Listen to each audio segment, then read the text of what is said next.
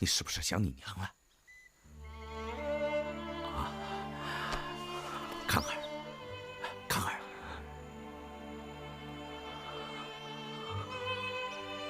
郭靖要报杀父之仇，这半年你不要回中都了。好，好，爹听你的。你去过临安了吗，康儿？没去，我把金印弄丢了。你怎么了，康儿？不管你怎么看爹，爹眼下最想去的就是牛家村。我是在那儿认识你娘的，康儿，你我父子一场，不管怎么样，你永远是我的孩子。眼下大晋国不景气，一旦我掌握了大权，我立刻就会灭了南宋。到那个时候，锦绣河山，花花世界，所有的荣华富贵都归你。难道你愿意跟这些宋人在一起过这种苦日子吗？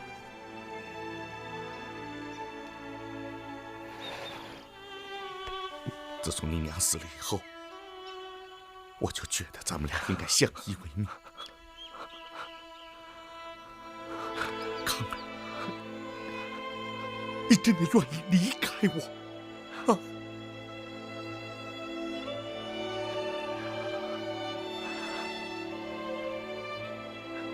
爹，好，康儿，今后咱们俩就相依为命。我做李渊，你做李世民。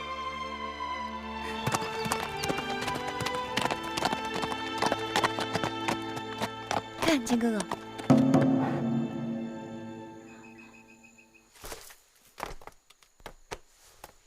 蓉儿，你看，这一定是完颜洪烈那个狗贼的，他们肯定是往这条路上跑了，咱们快点追吧。哎，金哥哥，你想，他怎么会把这么贵重的金盔扔在路上就不管了呢？为什么？他肯定想把我们引到另一条路上去。那我们先搜搜看。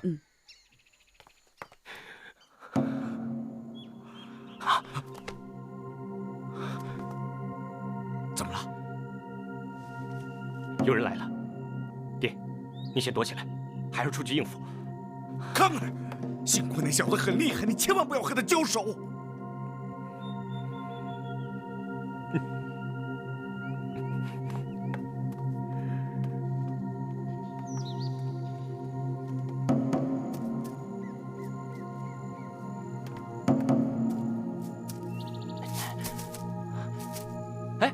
郭大哥，杨兄弟，你怎么会在这儿啊？杨兄弟，蓉儿是杨兄弟，咱们分开以后，我一直在路前面等你，只可惜你一直没有赶上来。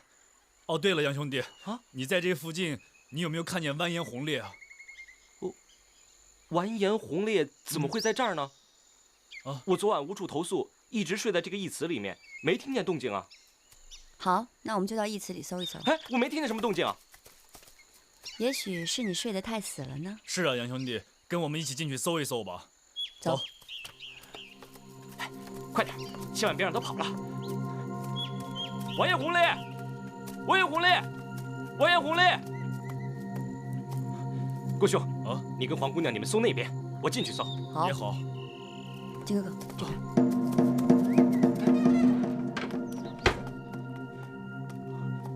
完颜洪烈，你躲到哪儿了？快滚出来！杨康，你喊那么大声，是要告诉完颜洪烈吗？不，谁要告诉他了？你胡说八道！杨兄弟，你别介意，蓉儿她爱开玩笑的。谁跟他开玩笑了？你别介意，我们找吧。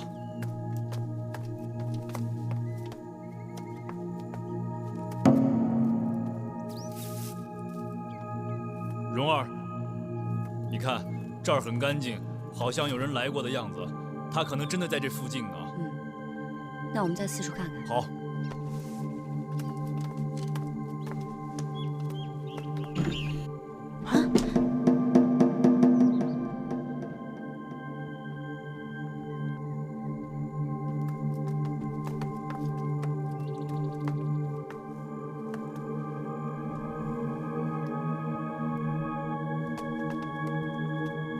王爷红烈，你往哪儿跑？杨康，你别再搞鬼了。你干什么？蓉儿，他干什么？你别再跟杨兄弟开玩笑了，我们还是赶紧追人吧。我觉得完颜洪烈就藏在这个棺材里边。等一等，你要小心啊！万一里边有鬼呢？好啊，万一里边要是真的有鬼的话，我倒是打开看看到底是真鬼还是装神弄鬼。哎，蓉儿，好，穆姐姐，穆姑娘，念慈，念慈，你怎么会躺在这儿呢？念慈怎么会呢？我找你找的好苦啊，念慈。杨康啊，他被点穴了。是啊，啊，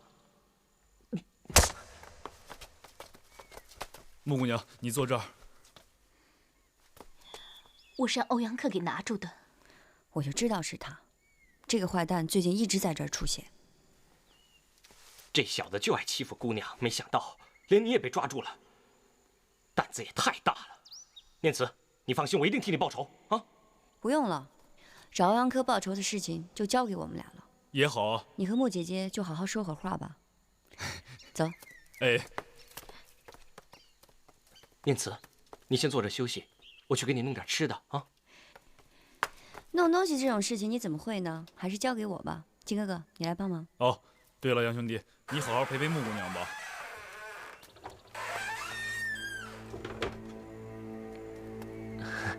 念慈，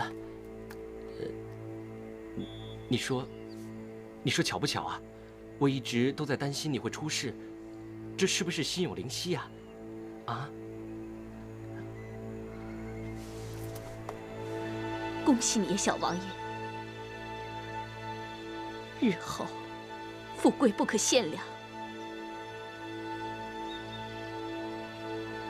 又是王爷，又是父王，你不如直接认他做亲爹，那不是更好？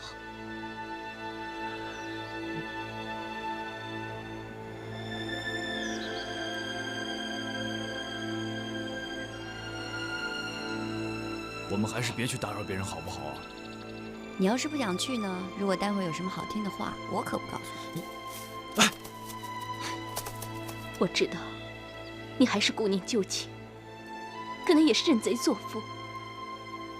你心里一时转不过来，我也无话可说。但是，你还藏着那份非分之想，你要帮着他，灭了自己的父母之疤。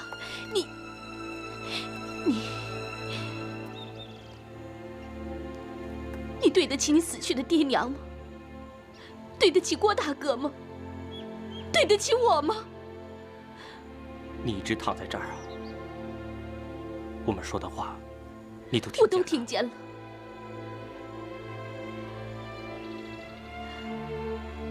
我一直就躺在这里面。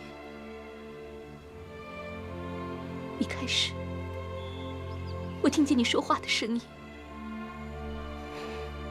我心里就在想，杨康，你知道吗？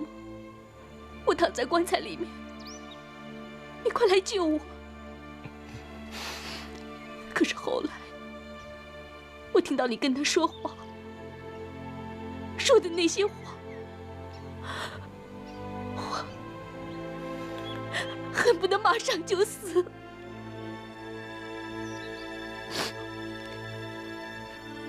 念慈，为什么我们一见面就要说这些事呢？我都跟你说过多少次了，你跟我之间的感情和这些事没关系。不管你是汉人还是什么其他人，你都是我的念慈，我对你的感情都不会变。你对我也应该一样啊！不管我是金人还是汉人，我都是你的杨康。你为什么老想这么多呢？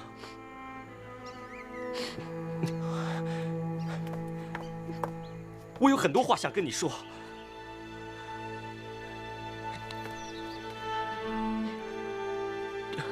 这些日子，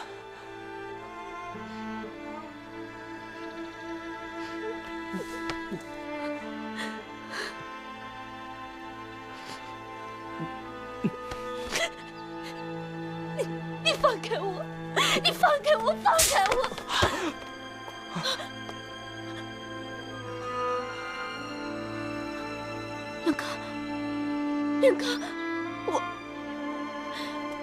杨康，我有打疼你吗？啊，我不是有意的。杨康，杨康，让我看看。杨康，杨康，杨康，杨康，你怎么了？我不是有意的。杨康，好啊，你喜新厌旧，你心里有了别人，因此对我无情。杨康，你乱说什么？你跟那个姓欧阳的，人家文才武功无不胜我10倍，因此你心里哪还有我？你们两个干嘛吵成这样？有话好好说嘛。杨兄弟，别发那么大姐姐火嘛。怎么好好说呀？他被人擒了，失去了贞洁。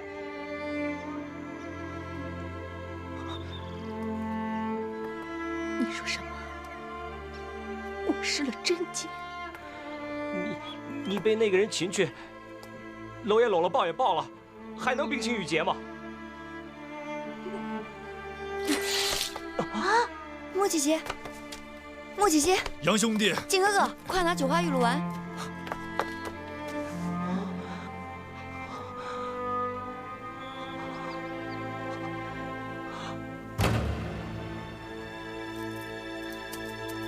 莫姐姐，你没事吧？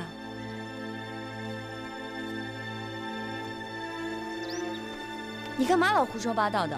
莫姐姐对你怎么好，你看不见呐？是啊。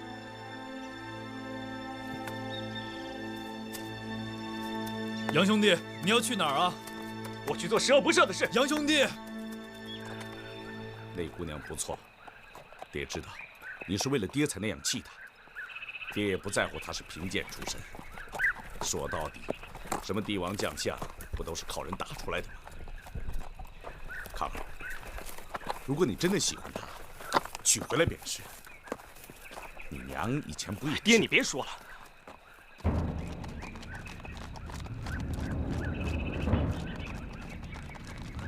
咱们的大队来了。莫姐姐，行了。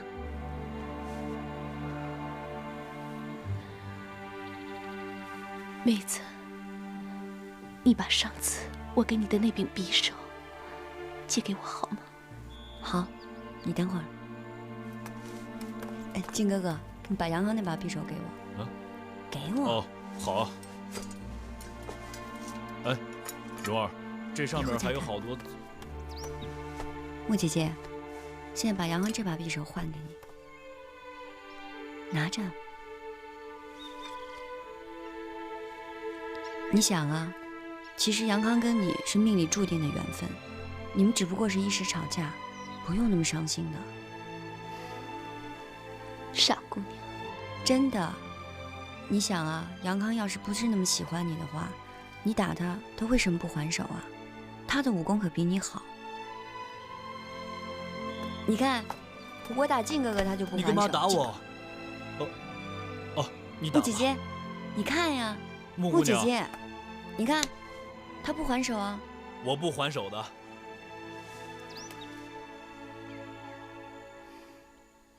不一样的。你们两个，人也好，命也好，可是我。莫姐姐，蓉儿，莫姐姐，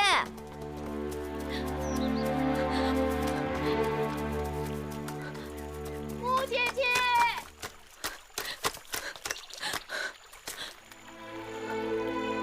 莫姐姐，穆姑娘。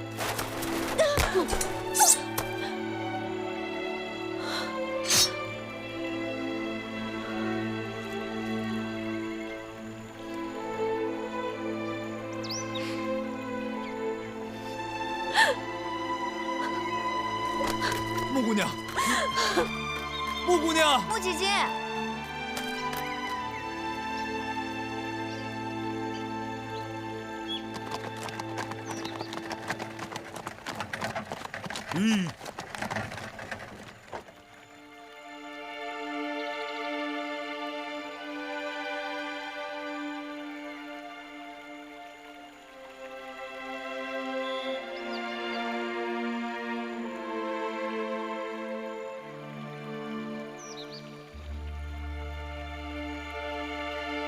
桃子。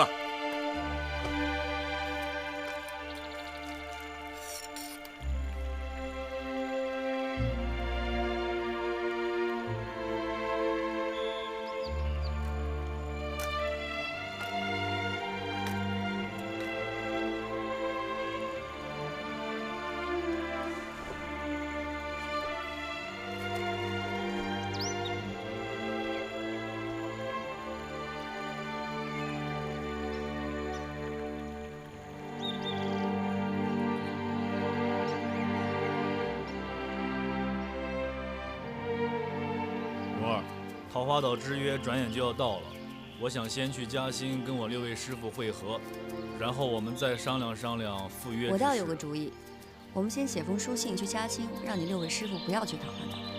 你先跟我上桃花岛，跟我爹赔个不是。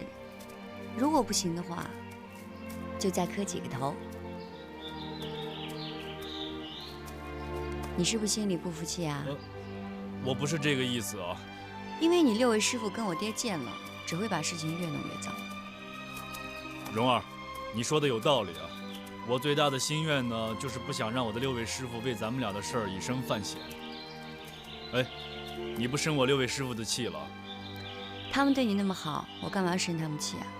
你以为我真是小妖女啊？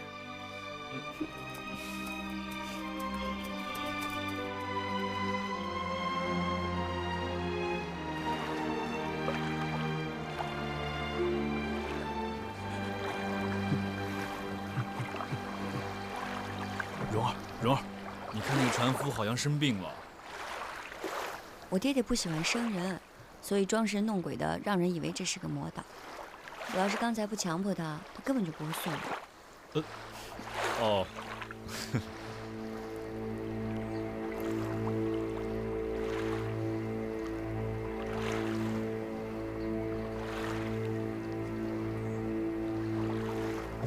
蓉儿，我看见了，那个是不是就是桃花岛啊？嗯。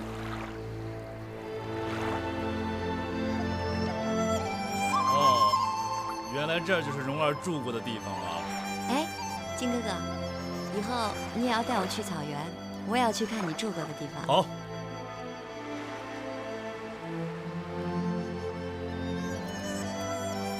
回家喽！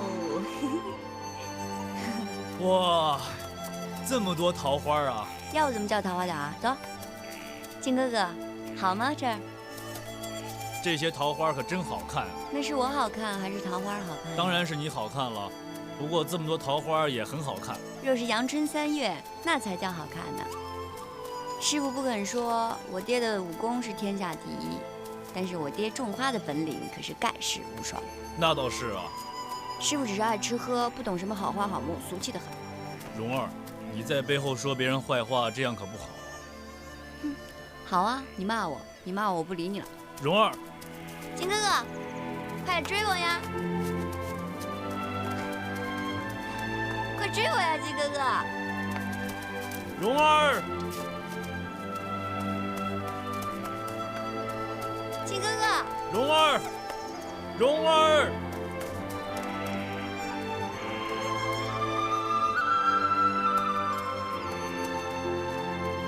靖哥哥，靖哥哥，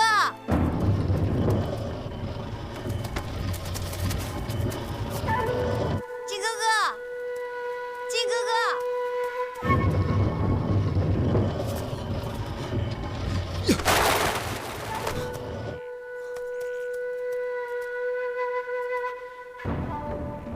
爹，你怎么也对蓉儿用5行大阵呢？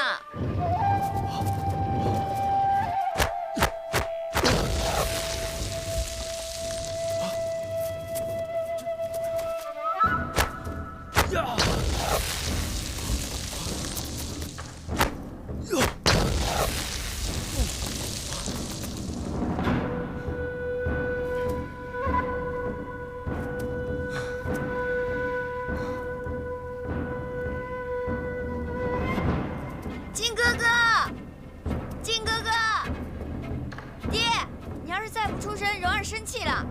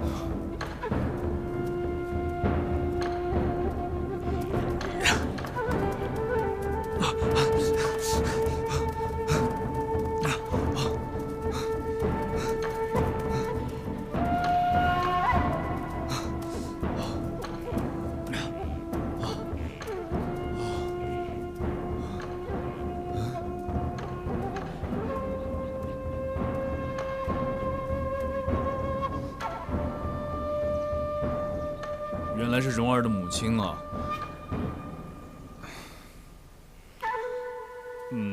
我叫郭靖，我是蓉儿的，我还是先给你磕几个头吧。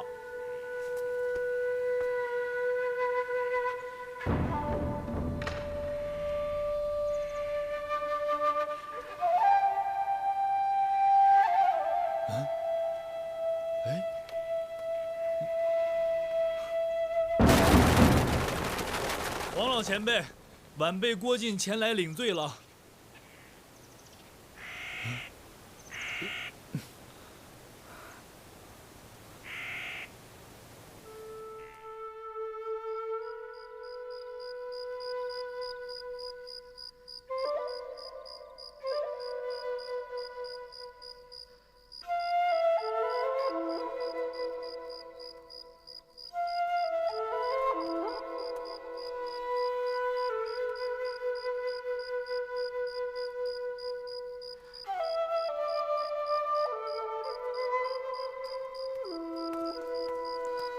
爹，你又来气我？你刚才去哪儿了？眼不见心不烦，我把那个傻小子给杀了。哼，才怪呢！你要是杀了靖哥哥，你才不会告诉我呢。哎，蓉儿啊，你知道吗？那个傻小子命真大，他居然会全真派的内功。后来爹就放了他一马。你饶了他了？我本来想把他那双招子废了以后再赶下岛去，现在是让他带了那双招子下岛去了。那我跟靖哥哥一起走。哎，你走，你走得出去你就走。蓉儿啊，我告诉你，你要是找到他，我一定还要打断他的双腿。跟爹讲道理是没有用的，我还不如回房间自己想想办法。你可真是我的好女儿啊，蓉儿，你好好想想。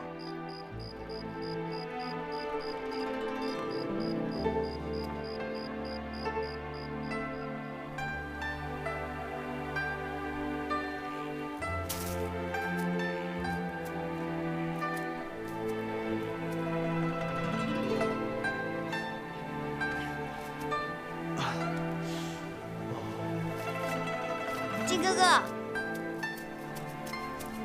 靖哥哥，靖哥哥，蓉儿，你终于来了，我都快饿死了。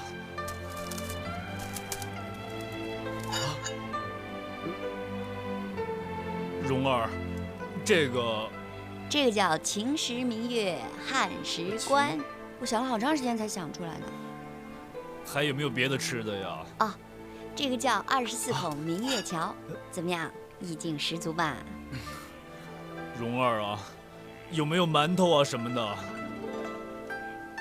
难道我做的菜还不如馒头好吃啊？没有啊，我没有说啊。秦时明月汉时关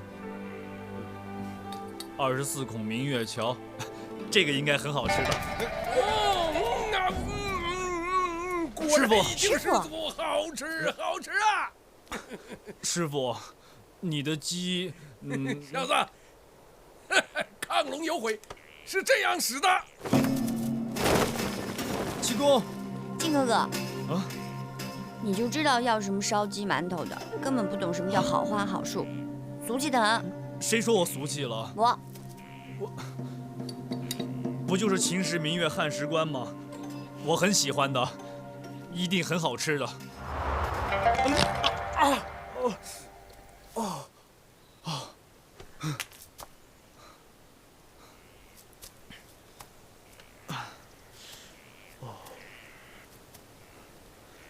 这儿的树可真奇怪，为什么它只开花，它就不结果子呢？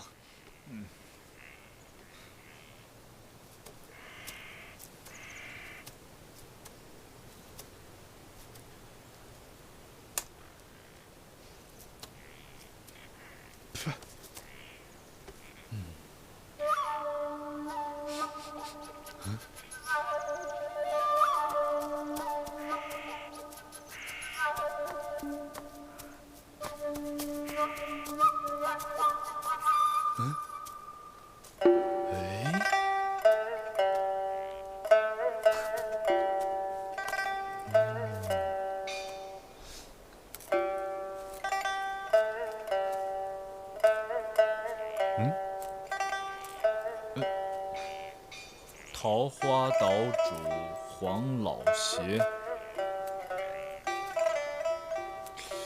奇怪了，谁把蓉儿的爹爹放在乌龟上了呢？喂，龟老兄啊，你认不认识路啊？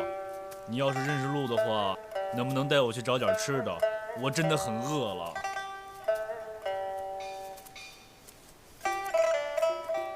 独孤求败，你跑到哪儿去了？赶快答应一声嘛！哎，让我求求你了，黄老邪有什么好玩的？来跟我玩嘛！我扮戏文给你看好不好？哎，独孤求败，今天早饭可做好了，金丝卷子、红烧肉。啊，我忘了你龟孙1年不吃也饿不死啊！啊，不，我是龟孙，我是龟孙，我是。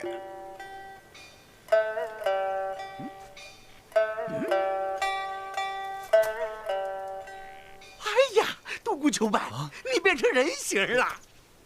我变成人形了。哎，我这样告诉你的，你不记得啦？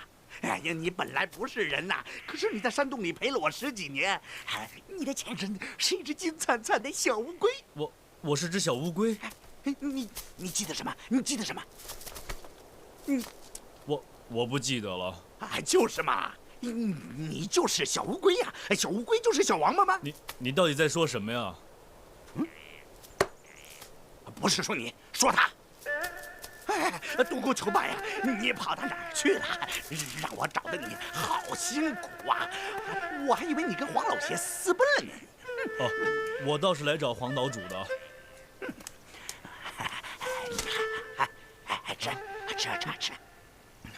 吃。前辈，你们好像正在吃东西啊。金丝卷、红烧肉给独孤求败吃的，看见没有？这小子想跟咱们玩，我都不理他。吃吧吃。啊，张嘴。哎，小子，哎，站住！哎，你会不会跟我玩啊？啊？玩什么呀？哎，那可多了。这个啊，比如说啊，你会不会把那个脑袋钻在那个壳里边不出来呀？哎，你会不会跟我比睡觉，谁睡的时间长啊？哎，那个弹弹子会不会啊？哎，别走。想不想吃红烧肉啊？我很想吃的。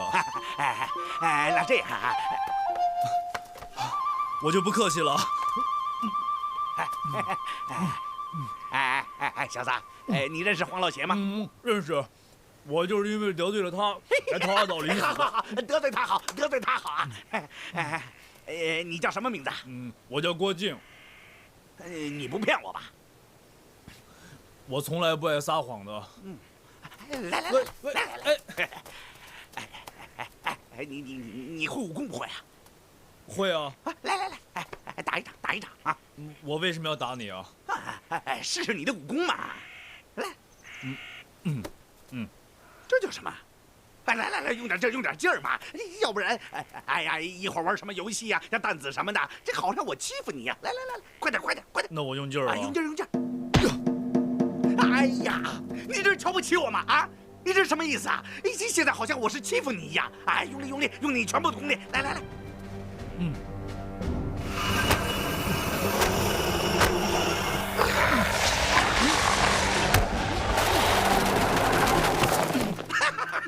哎呀，好玩！哎呀，好玩！前辈啊，你是什么人啊？你猜猜看。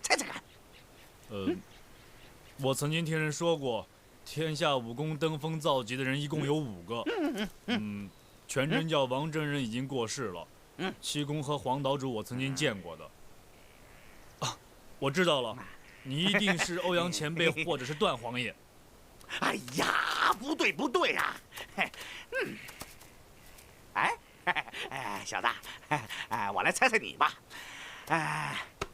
你学了点儿全真派的内功。不错，丹阳真人马道长曾经教过我2年内功的。还学了点江南武功，乱七八糟的东西。江南七侠正是弟子的授业恩师。不对，你刚才打我那掌好像是老叫花的武功啊。七公也是我的恩师。哦，那可不得了啊！你学了降龙18掌没有啊？那太好了，你教教我吧，我拜你为师啊！来，老前辈，不成，做老叫花的徒孙，不好玩。老前辈，请问你到底是何人呢？我姓周，周伯通。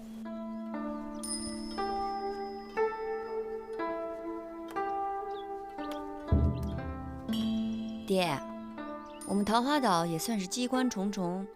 说句实话，你是不怕死啊？你也不用急我，我告诉你，那傻小子已经到了老顽童那里。如果你要敢去，哼！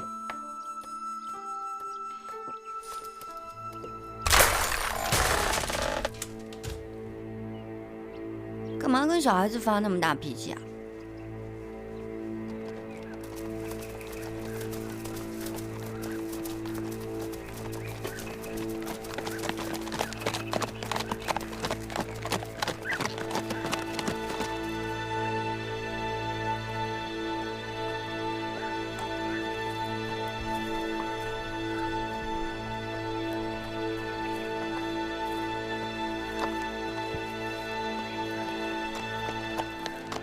康儿，走吧。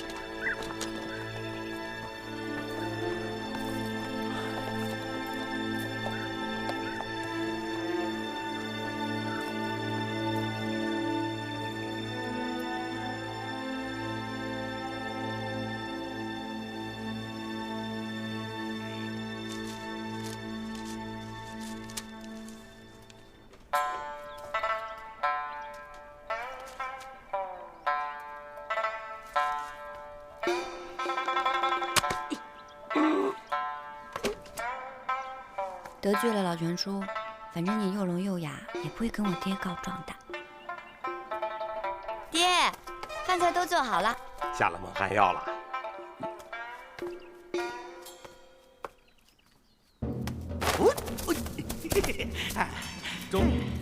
周老前辈，马道长和王道长都是我师傅啊，按理说我应该叫你祖师爷才对啊。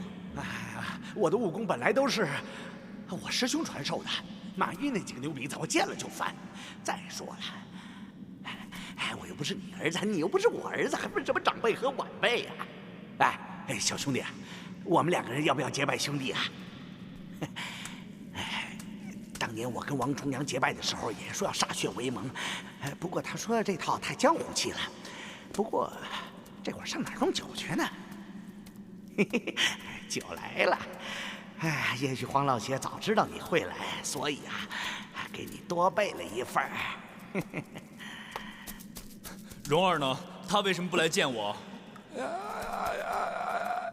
黄老邪也不知道使了什么邪门妖法，把他们弄得不是聋子就是哑巴。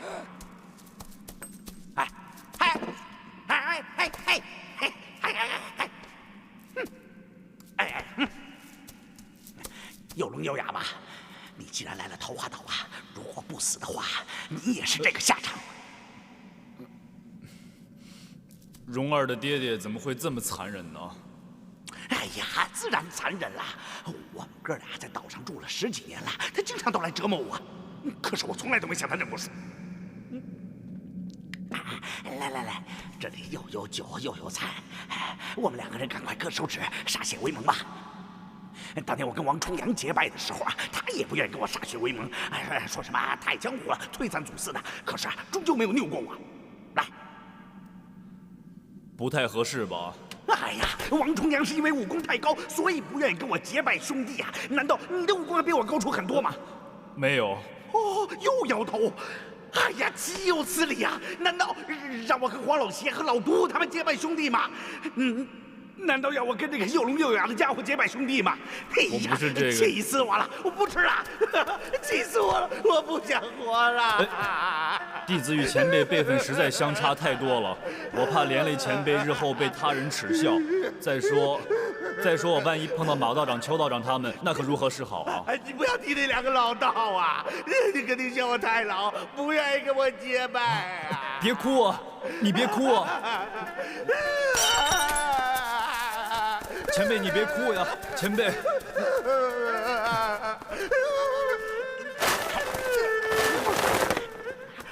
我不管，你就得跟我结拜兄弟，你就得跟我结拜兄弟好，前辈，我跟你结拜兄弟就是了。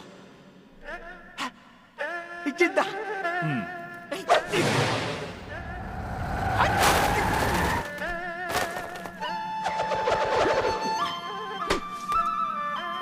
哎，兄弟，来，上来！哦。老顽童周伯通近日与郭靖兄弟义结金兰，日后有福同享，有难同当，有把戏同耍。若违背誓言，让我武功全失，连独孤求败都打不过。哦，郭靖今日与周大哥义结金兰，有福同享，有难同当。若是有把戏同耍，这很重要的，怎么能忘了呢？哦，若是有把戏同耍，若违背此约，势必连独孤求败，就连独孤求败都打不过。好，哎，这回就好了。哎，哑巴，给我们弄点酒来，哑巴。哑巴。周大哥，他不是听不见吗？对，他是个聋子。哎呀，你看这黄老邪多小气啊！每次送酒就送那么一点，一喝就没了。可是小姑娘送的酒好喝，酒又好，菜又好。可是最近她怎么不来了呢？那是蓉儿，她是黄岛主的女儿。你认识她？当然了。哎呀，兄弟，这可是大的要不得啊！为什么要不得？我很喜欢她的，我准备这一辈子和她厮守在一起的，有什么要不得的？好，这个事情咱们回头再说。兄弟，这样。你讲讲你的故事好不好？你是怎么得罪黄老邪的？又怎么到这儿来的？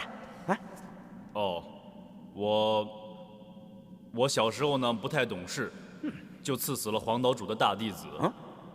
后来他跟我为难，我答应他1个月内到桃花岛来领死，我就来了。周大哥，兄弟，你这个故事讲的不怎么样啊！讲故事要生动，要生动啊！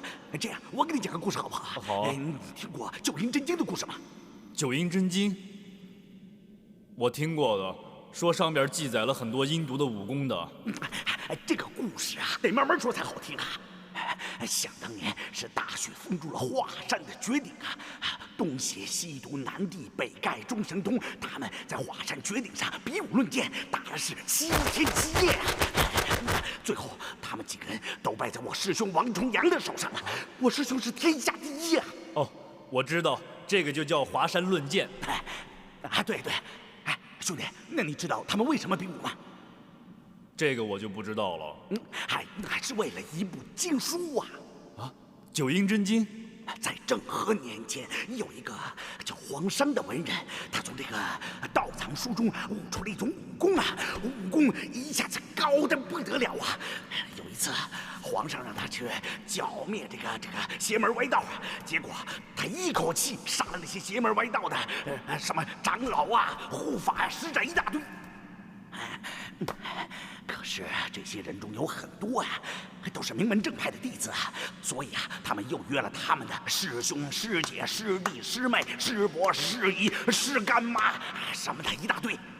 后来这些人又约了其他门派的师兄、师姐、师弟、师妹、师姨夫、师干妈。我说到哪儿了？师干妈。于是啊，这场厮杀就开始了。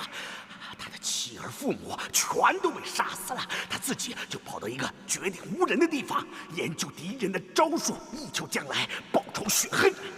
那后来呢？可是等他把招数都研究出来，他发现所有的仇敌都老死了，他自己也老了。但是他不愿意浪费自己这番心血，将这些招数啊、心法呀写成了上下2本书。那是什么？不知道。九阴真经。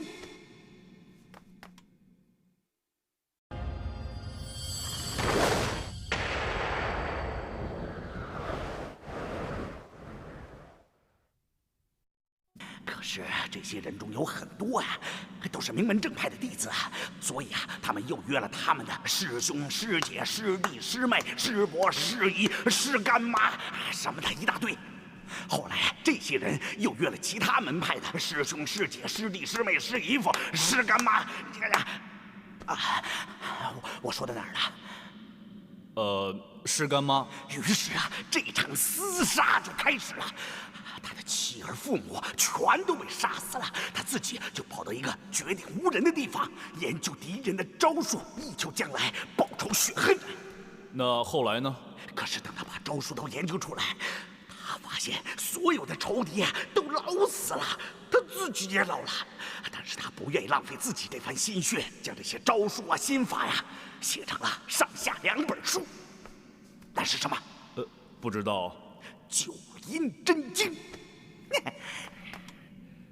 啊，讲完了。哎呀，哪有完呢？完了就不会死那么多人了吗？哎呀，皇上写成这本书以后，把它藏在一个秘密的地方。可是有一年呢，这本书突然出现在世上了，人人都在抢它，什么人都想得到它，弄得是争来争去，一塌糊涂。那，周大哥，要是照你这么说的话，我看这本书是天下第一害人的东西了。你想，陈玄风如果得不到这本书的话，他跟梅超风隐姓埋名的，岂不是很好吗？如果梅超风得不到这本书的话，他也不会像今天这个下场了。对呀，兄弟，下面就说到这个抢书了。这本书出现以后，世上的高手也全都出现了，东邪西毒南帝北丐中神通，他们5个约好了在华山论剑，谁的武功第一，这本经书就归谁。这回我知道了，这经书一定是落在你师兄手里了，对不对？对，我师兄得到这本经书以后啊，他就不练上面的功夫了。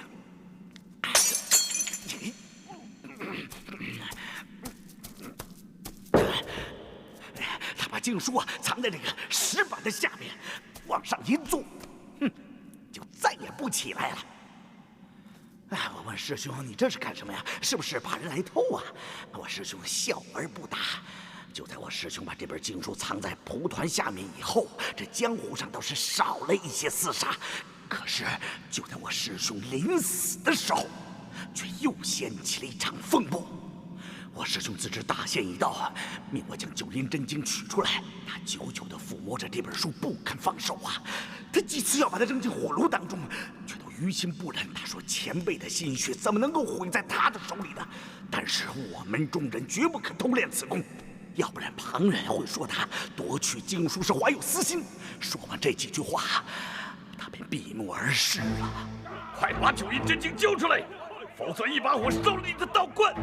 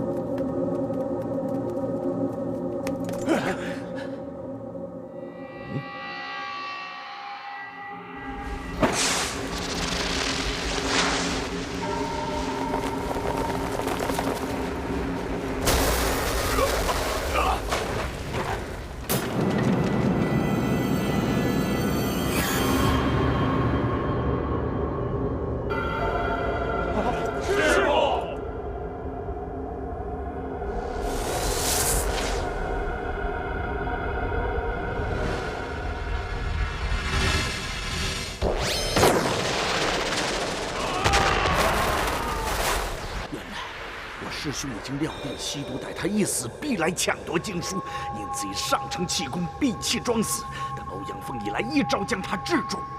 待赶走欧阳锋后，我师兄也就真的闭目而逝了。师哥遗言要将九阴真经的上卷和下卷分置2处，以免同时落入奸人手中。我将真经的上卷藏好之后，身上带着下卷经文，要送到南方的雁荡山收藏。途中却又撞上了黄老邪。那黄老邪虽然为人古怪，但是骄傲自负的紧，绝不会像西毒那样抢夺经书。可那次遭就遭在他的新婚夫人正好和他在一起，那便是蓉儿的妈妈了。黄老邪那时满面春风，说是新婚燕尔。我想黄老邪聪明一世，糊涂一时，讨老婆有什么好？便取笑他几句。黄老邪倒不生气，反请我喝酒。我说去师哥假死复活击中欧阳锋的情形。黄老邪的妻子听了，求我借经书一观。嘿，什么经书啊，值得这么抢来抢去的？我倒是想瞧上一瞧。我的爱妻呀，当真全然不会武功，她就是年纪轻，喜欢新鲜的玩意儿。哎，你把那经书给她瞧一瞧，那有什么关系？我黄药师，要是向你的经书上瞟上一眼，我就把这双眼珠子挖出来给你。哈哈哈哈哈！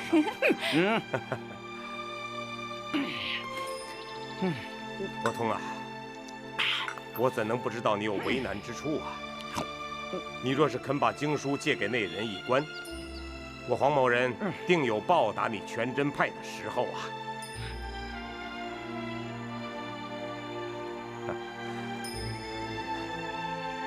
如若不肯，也只得由你了。啊，谁让我黄药师和你周伯通有交情呢？只是我跟王重阳的徒子徒孙却是没有交情的。什么？黄老邪，你要是心里有气啊，你就找我老顽童处好了。找我那个小辈，那算什么？以大欺小，耍无赖吗？你耍无赖，耍得过我老顽童吗？来来来，咱俩比划比划。来，不，周大哥，周大哥，你总爱胡闹调皮，大家可别闹得伤了和气。我看呀，咱们还是玩点别的吧。你那宝贝经书啊，我也不瞧了。看来呀，这9阴真经是给那姓欧阳的抢去了。周大哥拿不出来，你又何必苦苦逼他呢？让他失了面子啊！哈哈哈哈！伯通啊，还是我去找老毒物替你算账去吧。那个老毒物的武功了得，你是打不过他的。什么？你说什么？我打不过谁呀？经书还在我这里吗？本来嘛，这经书给嫂子看一看也是可以的。可是你们不能说老顽童守不住这经书。不行，咱俩还得比划比划。来，哎呀，周大哥，来，伯通，这比武你可说比腻了啊！我也怕伤了咱们之间的和气呀。这样，你我之间，咱们玩一个小孩家的玩意儿，怎么样？哎，好啊！你们俩就比赛打石弹子啊！来，别，难道我怕你啊？周大哥，要是你输了，就要把经书借我瞧瞧。要是你赢了，你想要什么呀？你全真教有宝，难道我桃花岛就没有？哎呀，这个好玩。伯通啊，这个好玩。你的武功卓绝呀，自然是用不着这副甲。可是他日，你要是娶了个女顽童，又生下个小顽童，那这副甲对小孩子家那是妙用无穷啊！伯通，只要打担子，你胜了我，这副软猬甲，自然我就送给你了。哎呀，女顽童是不能娶的，小顽童更不能要了。不过你这副甲在江湖上可是大大的有名啊！我把它穿在外面，我在江湖上我走来走去，神气的很呐，让大家都看看。桃花岛主黄老邪输给我老顽童了。周大哥，你先别说嘴，哥俩比了再说。好，比就比，咱们上那边比。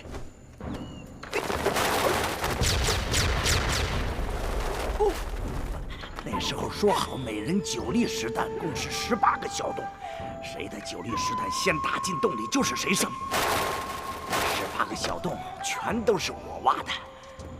那时候我又留心瞧了黄夫人的身形步伐，果然是不会半点武功。当下我想，这回是万无一失，黄老邪等一巴巴的把件宝甲给我送上门来。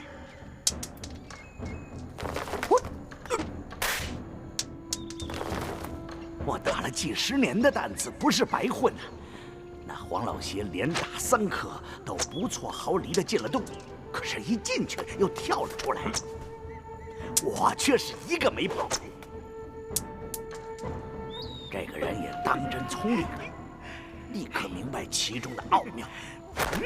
可是我已经打了5颗担子进洞。这回啊，连神仙也救不了你了。这是小孩子家的玩意儿，为何要惊动神仙呢？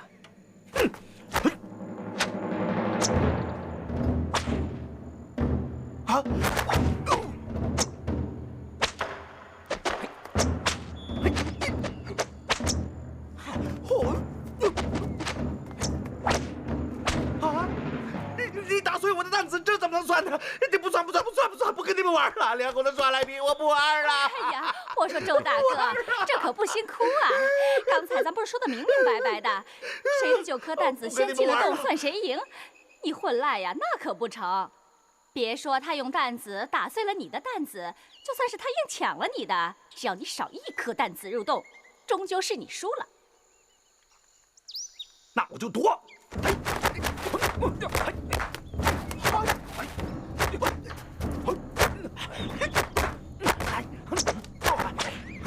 要从黄老邪手上抢东西，又谈何容易啊！当下我只好眼睁睁地看着他一颗颗地把弹子打进洞里。哎呀！我通啊，这都是小孩子家的玩意儿，算不了什么。起来。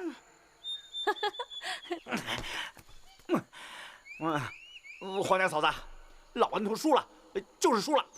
我把9阴真经借给你看看，也没什么。天黑之前要还给我的，要不然的话，那可不得了啊！哎呀，周大哥，你号称老顽童，人可不糊涂啊！你怕我刘备借荆州是不是？我就在这坐着瞧瞧，看完了马上还你，也不用等到天黑。哎，你要是不放心啊，就在旁边守着便是了。那好吧。哎，伯通，这当今世上有几个人的武功胜得过你呀？大概3、4个吧。那我黄药师呢？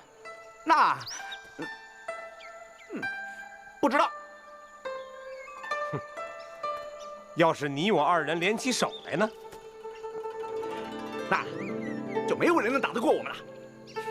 伯通啊，以你我2人的功力，还怕你的经书被人抢去不成？那倒是，那倒是。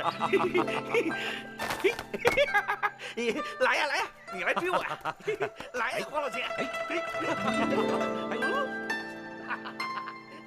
这儿呢这儿呢。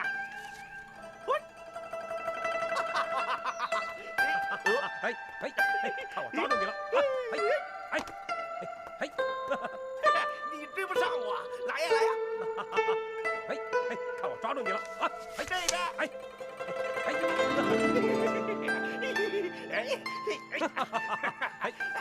来呀来呀！周大哥啊，我瞧完了。看完了。哎呀，我们还没玩完呢。哎呀，真是烦劳周大哥了。平时在岛上啊，都是弟子陪着。他可难得这般高兴啊！你人不错，比他强。早知道这样的话，我早就到你们桃花岛来喝你们的喜酒了。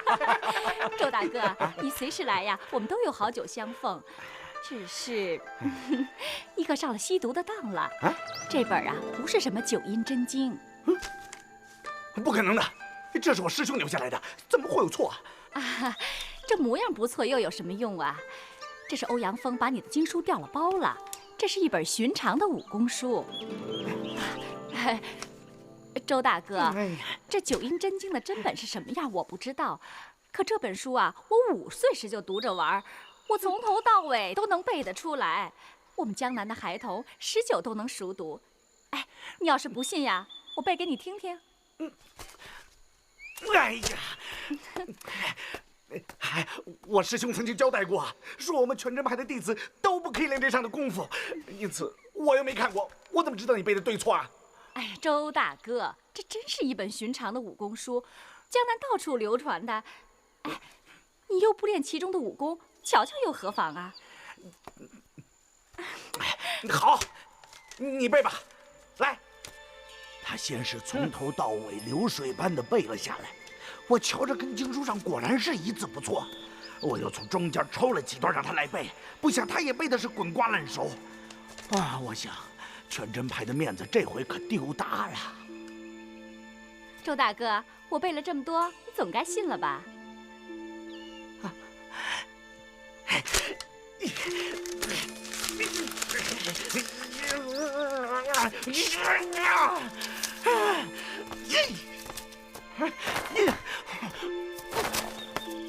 老顽童，你不要耍小孩子脾气嘛！我这副软猬甲就送给你吧。不要了，我这就回家闭门习武，练好了功夫找吸毒要说去。这吸毒如此狡猾，那是非找他算账不可的。可是如果叫了马道长、邱道长他们一起去的话，那声势岂不是大得多吗？哎，那几个牛鼻子有什么用啊？之后又练成了几项别的武功。可是我听江湖上传言，桃花岛门下的黑风双煞练有9阴真经的功夫。我这才明白，黄夫人虽然不会武，可是天资过人呐。她是把我给她看的经书全部给背下来了。等我一走，她就默写给她丈夫了。于是我就到了桃花岛，来找了要经书。我素来是说一是一，我曾经说过，我绝不向你的经书瞟上一眼。我所看到的9阴真经，那是那人笔录的，可不是你的经书。黄夫人，黄夫人，你们夫妇2个人合伙来骗我，你快出来！哎，再不出来，老顽童我放火烧房子了！伯通啊，你若烧了这房子，夫人能够出来的话，那你烧了这桃花岛又如何？你烧了我，又如何？这黄老邪搞什么鬼？报应啊，报应，真是报应啊！哼，偷了我的9阴真经，啊，现在练不成功了，人死了。哎，死了老婆好啊，死了老婆你就可以专心的练功了。哎，换了我老顽童是求之不得的事情啊！黄老邪，恭喜恭喜啊！我就跟黄老邪动上手了。这几年闭关练功，我的武功有所长进。我们2个从山上打到山下，从屋里打到屋外，一气打到这个山洞里头。我就在这山洞里待了15年。啊，周大哥，这么说你是打输了？哼，我跟他耗。哼，我跟黄老邪，我跟他比谁长寿。我要是还练成了独孤求败那长寿的功夫，那黄老邪早就抹脖子自杀了。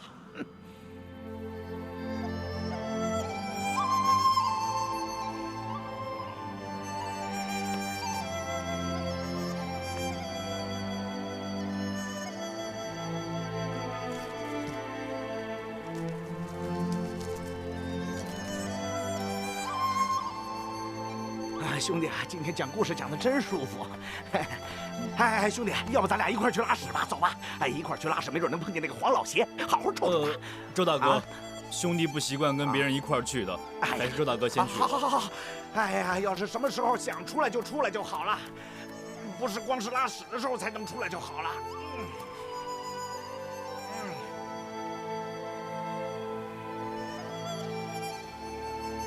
是蓉儿。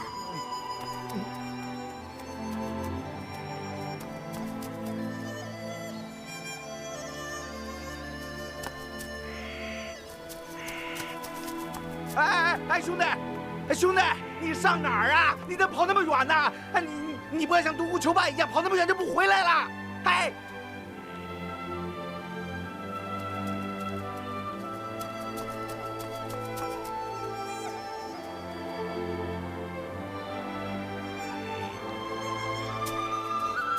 蓉儿，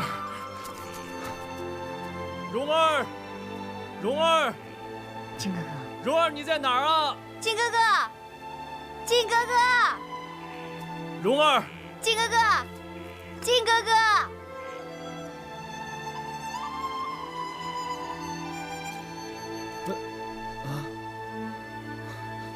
爹，金哥哥，金哥哥，金哥哥。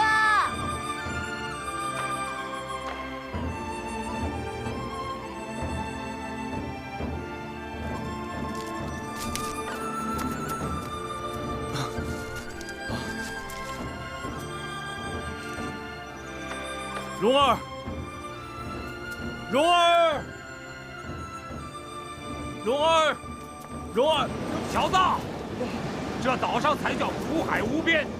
我放你一条生路，速速与我上船，再不要回来。蓉儿呢？不要再提他，你这辈子也休想再见他一面。我见不到他是不会离开这儿的。你不要小命，尽可以回来。方才若不是蓉儿用风筝引路，你以为你能走得出这桃花大阵吗？黄岛主，你为什么不能出来好好跟我说话呢？跟你好好说话，哼，你也配？蓉儿跟我在一起很快乐，她也很挂念你的。闭嘴！黄岛主，你为什么要把周大哥关起来呢？他是个很好的人啊，只不过是爱啰嗦一点罢了。其实我知道，你也是个很好的人，只不过你性格怪癖。你是故意这么做的，对不对？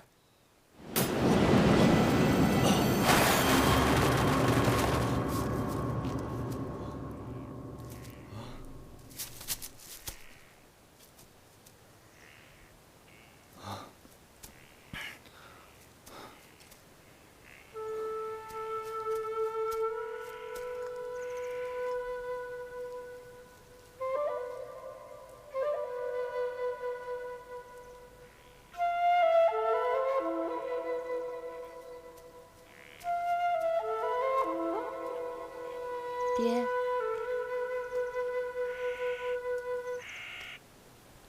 你又在想娘啊？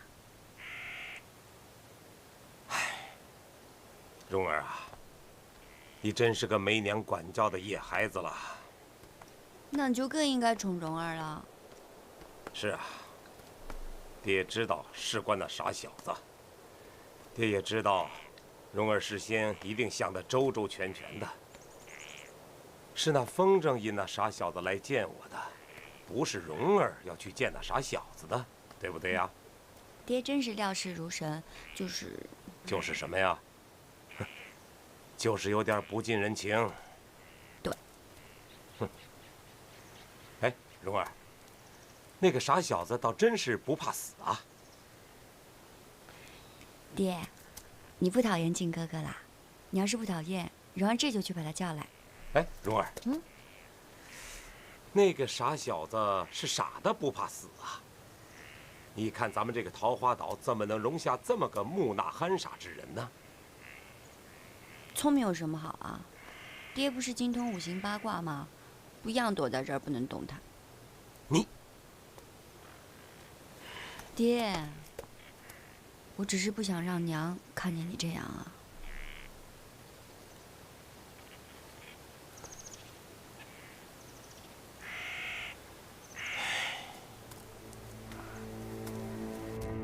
独孤求败！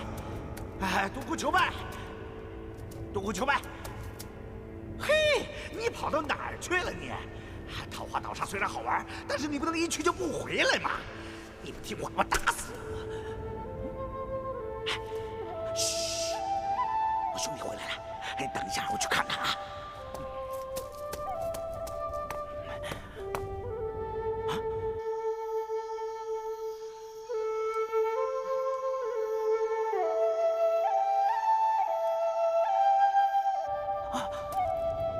不是我兄弟，是王老邪。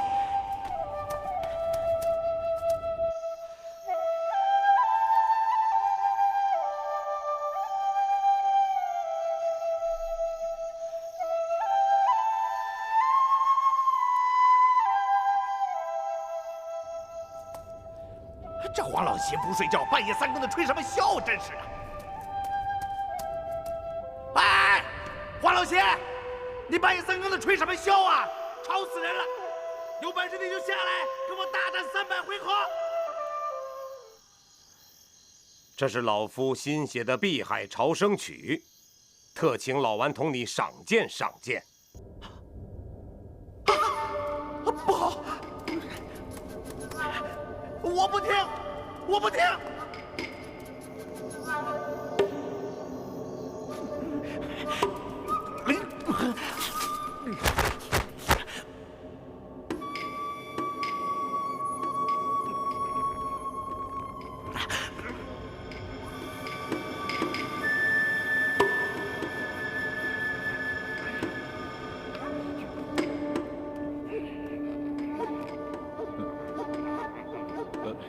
周大哥，周大哥，你没事吧？周大哥，周大哥，你是不是在跟我玩啊？你别闹了，你别闹啦！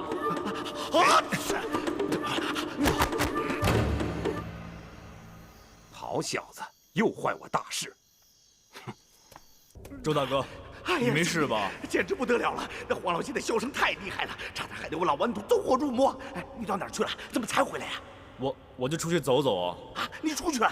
那笑声对你没用吗？这箫声有这么厉害啊？我怎么没听出来啊？哎呀，怎么不厉害呀？黄老邪将内宫中的这个箫声当中尽追些男欢女爱的事儿啊！哎呀，追得我烦死了，差点让我走火入魔。什么是男欢女爱啊？啊？这个你都不懂啊？啊，怪不得兄弟，你是童男子啊！这箫声对你没用的。你还是没说明白呀？这个。啊，这个今天不说了哈，我困了，我去睡觉了。哎，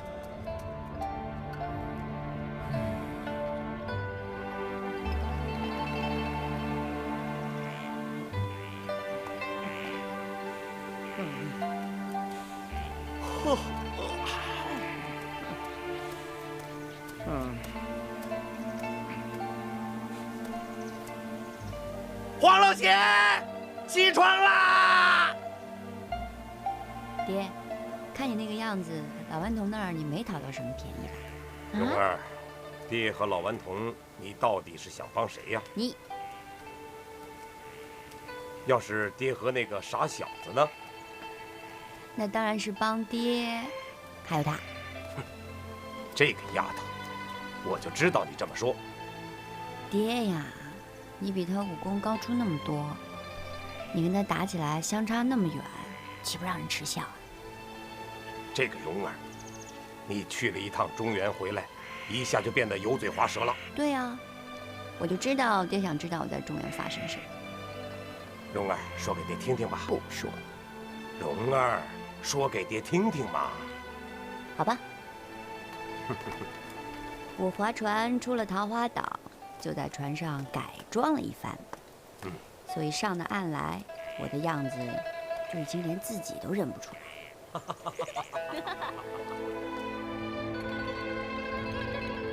兄弟，72路空明拳你已经学会了，现在呢，我想摔你一跤也不是很容易了。从今天开始，我们就玩4个人打架。4个人打架？对。跟谁打呀？这4个人呢，就是你的左手是一个人，你的右手是一个人，我的右手是一个人，我的左手又是一个人，我们4个人互相在一起，一场混战。这个恐怕兄弟不会啊！来，周大哥，我没事，来，很简单的，我这个人打你这个人呢，哎，准备好了吗？好。这个人又来了啊！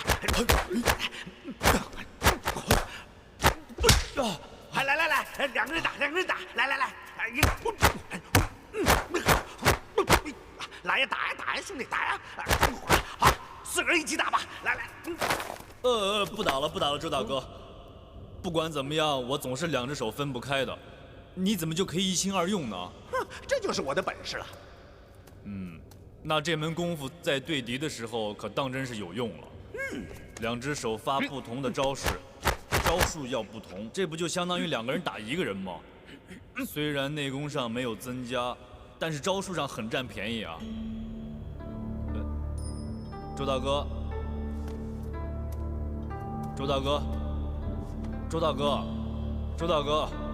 你怎么了？兄弟，我们冲出洞去。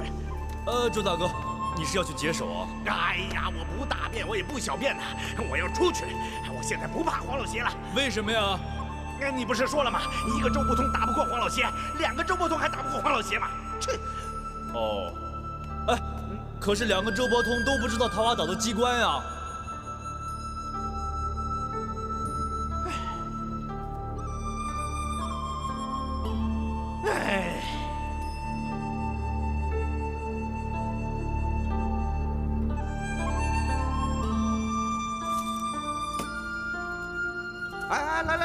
来，给我！啊，回去告诉黄老邪，让他赶快过来跟我比武啊，听见没有？这个缩头乌龟！哎，兄弟，来，吃黄老邪送来的馒头啊！哦。嗨，你听见没有啊？明天给我们多送点韭菜来。啊，把这倒。周大哥。哎呀，你快点儿！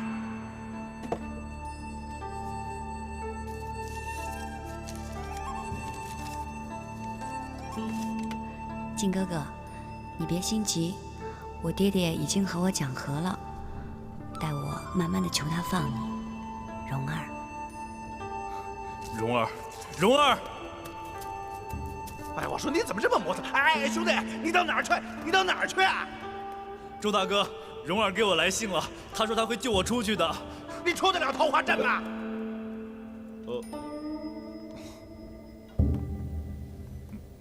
我。哎呀，这个傻兄弟！哎，哑巴，去，让开！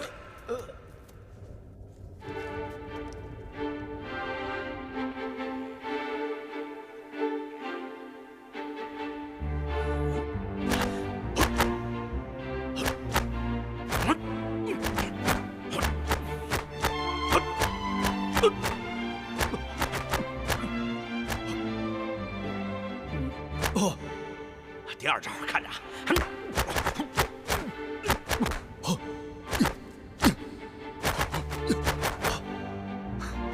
再来，这回不错，再来第三招。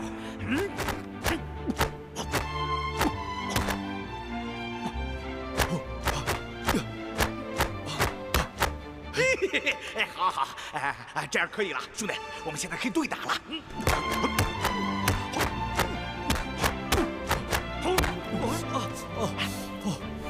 这什么东西啊？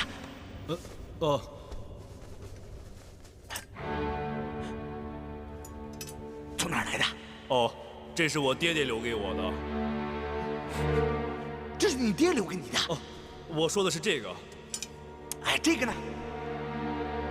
这是在归阴庄的时候，我二师傅妙手书生他从梅超风前辈那儿拿来的。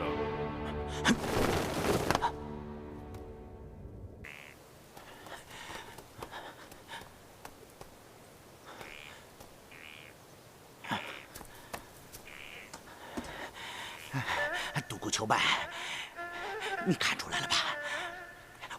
我身上有个大秘密呀！哎呀，知道这是什么吗？九阴真经啊！哎，你别看这个东西啊，有很多人为它送了命啊！哎，我知道，我师兄他不让我练，可是。哎，你说，那他闲着不也是闲着吗？啊？你说话呀！嘿，你说话呀！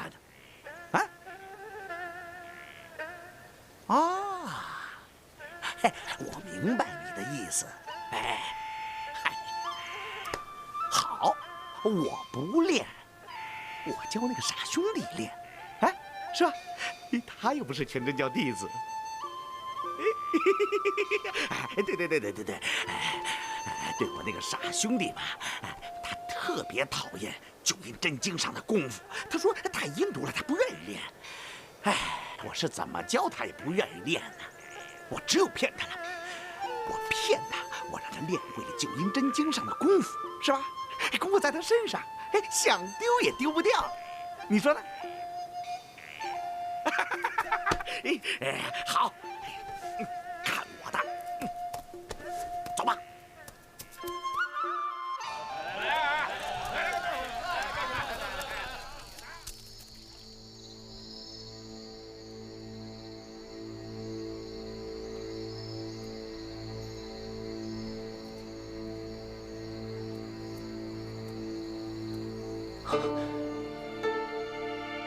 念慈。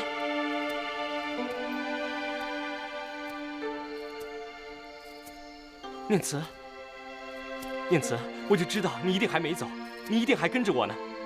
你虽然割了头发，但是你割舍不下我。我就知道，我的这些弱点被你看得一清二楚。我一个人回来找你，没想到被丐帮抓到这儿来了。你不要骗我了，你是做了对不起大宋的事，才落得这个下场。哎，你听我说呀！你不要说了，你还替金贼卖命。你误会我了，念慈。自从我娘死了以后，完颜洪烈虽然像以前一样对我好，但是内心却有了猜忌。他毕竟知道我不是他的亲生骨血，离开王府是迟早的事。但是我现在要找那本武穆遗书，如果一时兴起杀了他，我怎么能得到那本宝书呢？大仇不报，你倒惦着一本书。这可不是一本平常的书，得了这本书，就等于得了一半的天下了。我们要这一本书来干什么？还不如平平安安的过日子。好了，念慈，我是想抢在完颜洪烈之前得到那本宝书，免得落在金人手里，对大宋不利呀。你心里真的是这么想的吗？我怎么会骗你呢？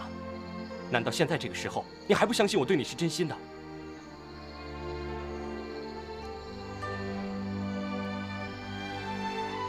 念慈，这次多亏了你救了我，我要怎么才能报答你对我的一片真心呢？只要你能够离开王府，我就已经很开心了。记住，你是大宋子民，别再为金人卖命。等我办完了事，我就去找你，啊。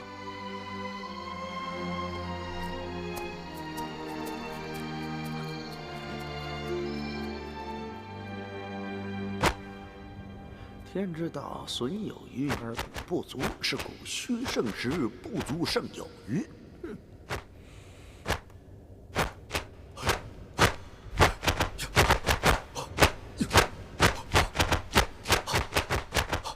人徒之枯作，西斯为尽德之功。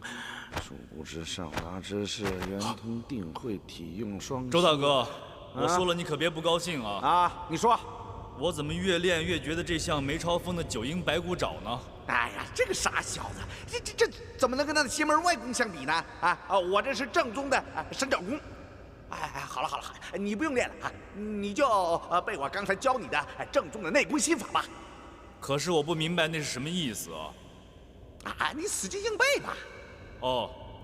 哦，天之道，损有余而补不足，是故虚胜时。不足甚有余，周大哥，下边是什么呀？人徒之枯作，西斯为尽德之功。哦，人徒之枯作，西斯为尽德之功。殊不知上达之事，圆通定会，体用双修。背得还挺准。藏眼神，凝耳运，调鼻息，兼舌气，精化为气，气化为神。周大哥。我又忘了，自己想吧。神化为虚，眼不是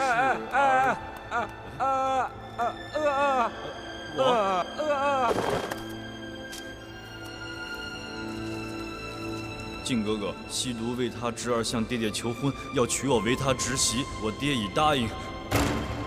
蓉儿，太好了！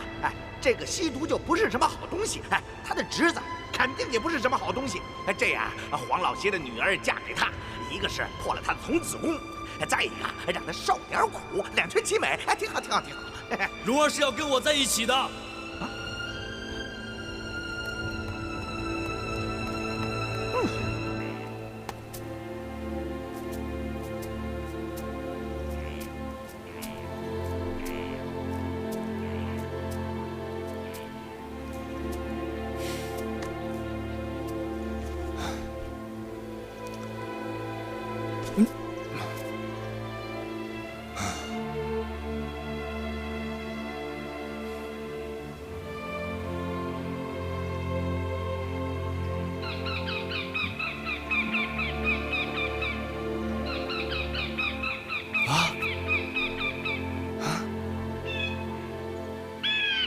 雕儿，喂！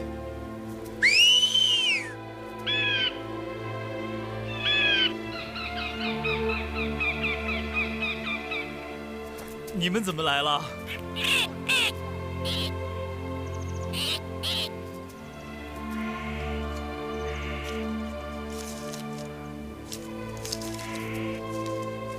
靖哥哥，西毒就要上岛了，我已不能出门。今后连给你煮菜也不行了，爹不听我的，我就以死明志。反正蓉儿是不会附近哥哥的。岛上道路古怪，处处陷阱，我爹一定已有防范，你千万不可来找我。切切，蓉儿。蓉儿。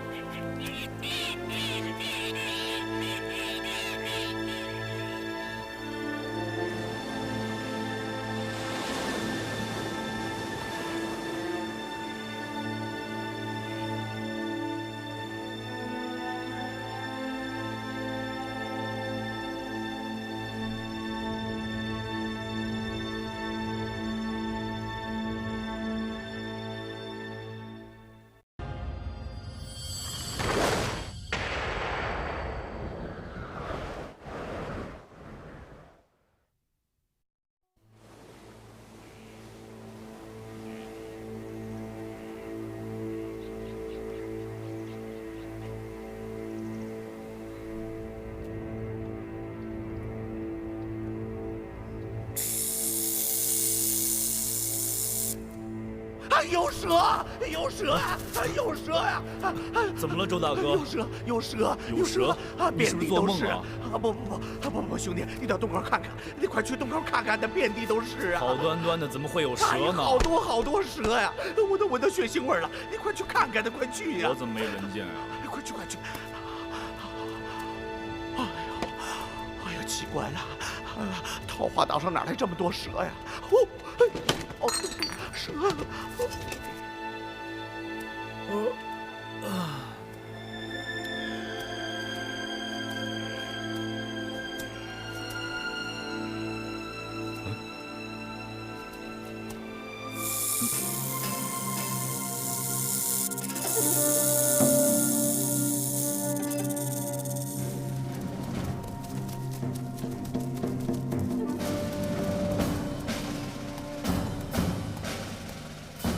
西域白驼山山主欧阳先生拜见桃花岛黄岛主。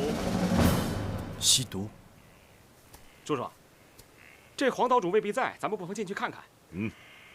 不可。这片竹林是我们上岛以后遇到的第一堵墙，哪有主人不请就登堂入室的？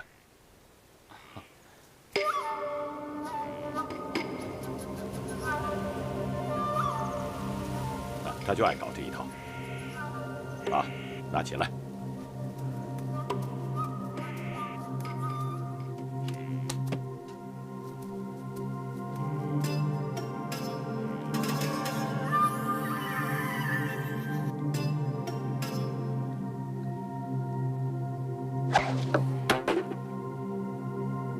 哈哈，这才算是通报过了。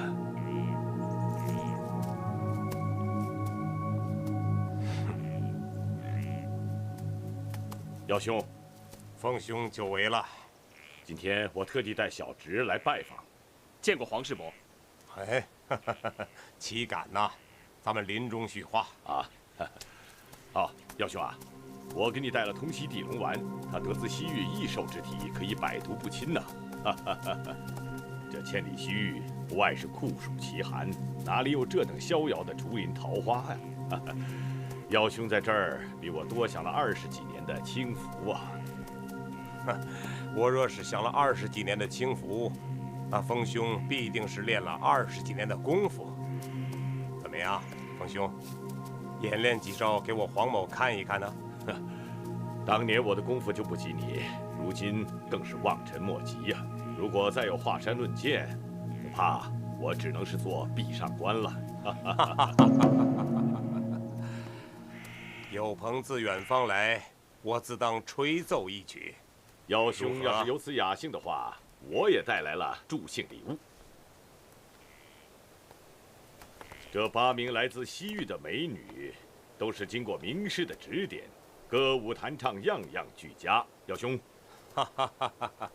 风兄，我黄某是素来不好此道的。先是亡故之后，更是天下美女如粪土。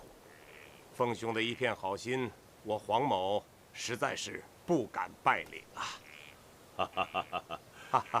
不为无聊之事，何以遣有涯之身啊？姚兄痴情不改，未免太认真了吧？哎，凤兄是一生未娶啊，我也知道凤兄不是无情之人，事到深处，尤胜于我。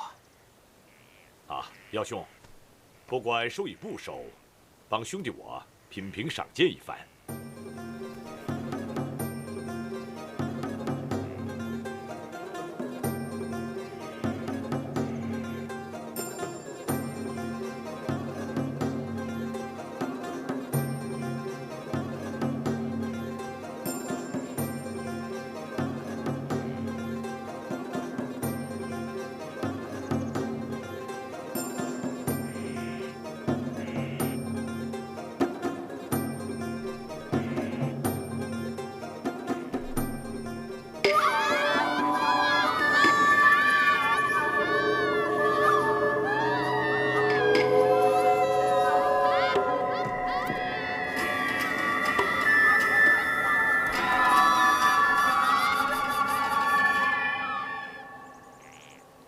凤兄，你我二人合奏一曲如何呀？好，我要和耀兄合奏一曲，你们还不赶紧躲开啊！喂，我爹吹曲子给你听，你居然敢用棉花塞住耳朵？你刚到桃花岛，是不是想侮辱桃花岛的主人啊？蓉儿，这不算侮辱，他是有自知之明。爹，哈哈哈！你欧阳伯伯的铁征那可是独步天下呀，蓉儿，你有什么本事也敢来听啊？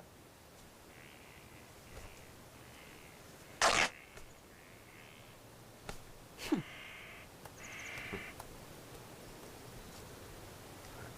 凤兄，咱们开始吧。好，开始。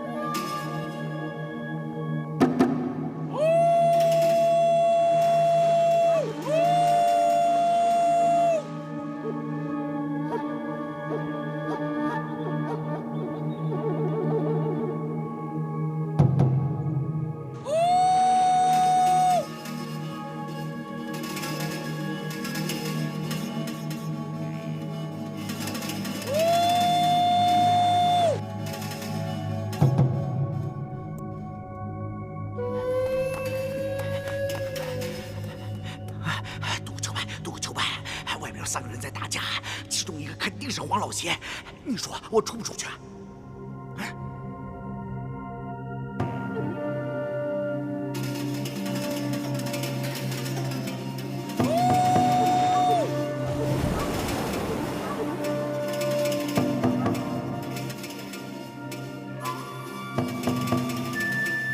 现在他们在比内功啊，一会儿就要过招了，这一过招就是几千招啊！我现在出去还来得及啊！你什么意思啊？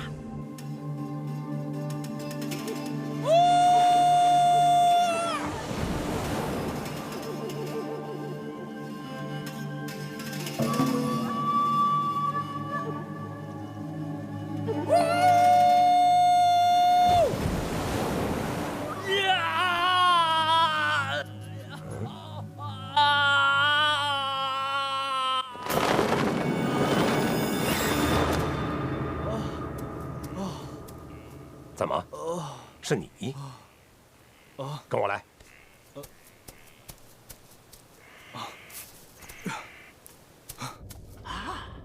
你是让我沉住气是吧？要不然我们布置的陷阱不就白搭了？关键的时候还是你沉得住气。靖哥哥，靖哥哥，蓉儿，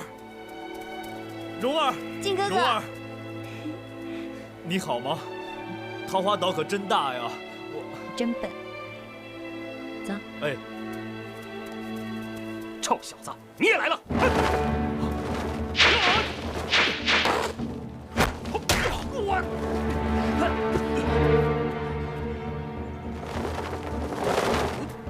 老叫花子，恭喜你收了个好徒弟啊！师傅，小混蛋！师傅，小混蛋！来！师傅，哦，蓉儿已经拜七公为师了。师傅，靖哥哥也在。是吧？傻小子哪儿呢？爹。七兄啊，刚才我听蓉儿喊你师傅。是啊，爹，七公已经收我为徒了。七兄青言有加，兄弟不胜感激。只是我这个小女，生性顽劣，今后要劳累七兄多加管教啊。哎，哪里，耀兄的家传武学已足够女娃子享用一生了。你说何必我来多事呢？我收他为徒，就是想吃点白食，长成美味。你不威胁我。爹，那个坏人欺负我，要不是七公看在和您的情分上出手救我，女儿都回不来了。你看，他们现在又跟到岛上来了。胡说，好端端的，谁欺负你啊？你不信呢？那我去问他。哎，蓉儿，欧阳克，你要是不说实话，就让你叔叔那个蛇头棒一棒打死。当着岳父大人的面，我怎么敢胡说？岳父大人，爹，他现在就在胡说。我问你，我们那天在赵王府见过面，对不对？你和沙通天他们一伙联手打我，对不对？哎，那可不是联手啊！不是联手，那就是车轮战。他们一个一个出手打我，都打不过我。后来你就出手了，对不对？当时我一个人孤零零的在院里，我爹也不知道我在哪儿，所以没来救我，对不对？靖哥哥，你知道当时我最想谁吗？我一点都不想我爹，最想我娘了。我娘要是活着的话，就不会出这样的事儿了。爹，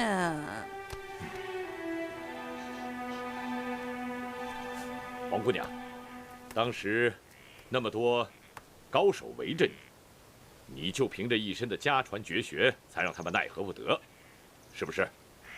对啊。我侄儿正是看见姑娘如此的美貌，一身的才艺，才飞鸽传书，一战一战传到白驼山，求我亲自出马，来求这门婚事。耀兄，虽然兄弟我是边陲野汉，但是要我亲自出马来求这门婚事，除了耀兄你，恐怕这世上还没有第二个人。有劳大驾，愧不敢当啊！今日你们二位一同上岛，我黄某甚感荣幸。我来是来求亲的，七兄你来凑什么热闹？七兄最近兴致高得很嘛，居然欺负起我侄儿来了，满天花雨洒金针，你冲的是谁啊？你说呢？欧阳前辈，你怎么能颠倒黑白呢？明明是七公救了你侄儿的。我们说话，岂容你这小子插嘴？是。蓉儿，你快把他强抢陈家大小姐的事情说给你爹爹听啊！我爹不管这些的。爹，他根本就看不起你，还有七公，他认为你和七公的武功都在他叔叔之下。胡说！谁不知道西都北丐，欺命当世？你这小孩子家的，怎么学会了搬弄是非？我没有。你说的我一概不信。徒儿怎么样？捣鬼遇到鬼祖宗了吧？师傅。还不好意思了。啊，七兄，还没请教你的来意啊。我没什么来意，只有一事相求。七兄能向我黄药师开口，我是深感荣幸啊。不论何事，无不从命。好，这可是你说的啊。哎，不是一件小事啊。要是小事，七兄能够大驾光临吗？说吧，水里火里，在所不辞。好，那可是你同意的啊。那我可说了啊，他们两个都是我的徒儿，我很喜欢他们，我觉得他们很般配，给他们提亲来了。啊？哎，你是同意了的。哎，可我你什么你呀？你就在这等着喝喜酒就是了。哦，别忘了带份厚礼来。七兄，耀兄已经将他女儿许给我侄儿了，要送厚礼只有你送我们的份儿啊。哦，感觉一女两嫁呀！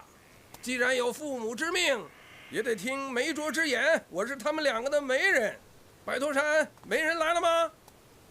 哼，这门亲事我求了，耀兄也答应了，还要什么媒人？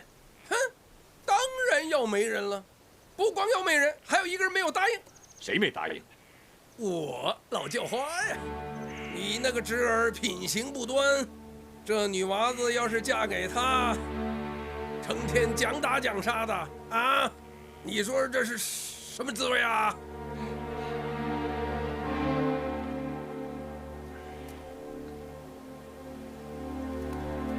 凤兄，小女无礼，对令侄多有冒犯。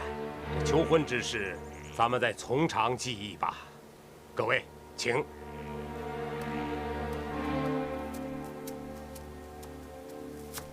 七兄，请。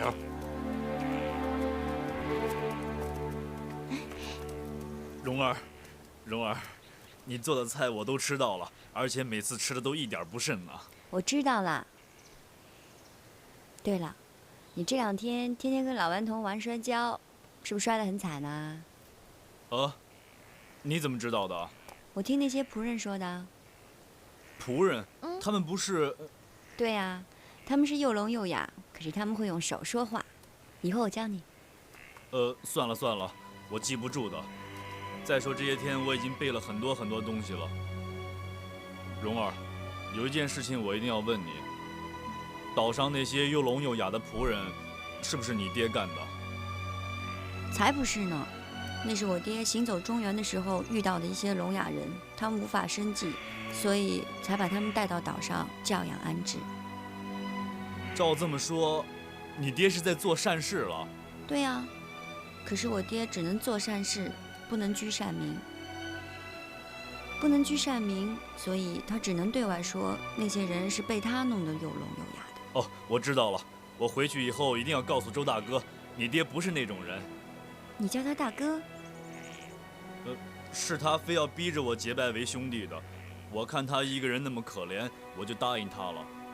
哦，那你现在也是邱道长的长辈啦？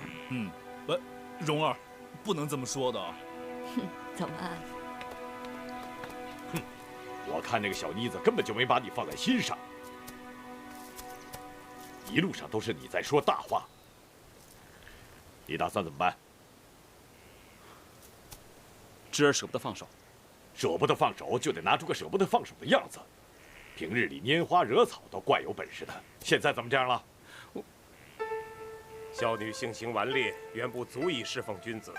想不到七兄和风兄这么瞧得起兄弟，齐来求亲，兄弟我至感荣宠啊！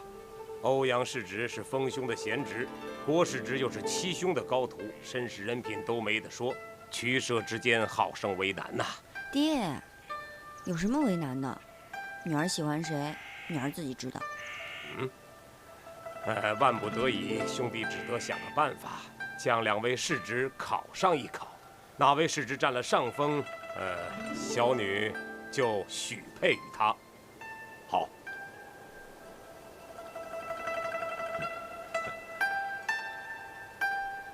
只是拳脚无眼，恐怕死伤难免啊！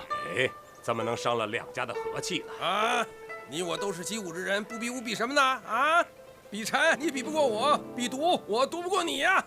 这样吧，怕伤了他们，咱们老辈替他们比比怎么样啊？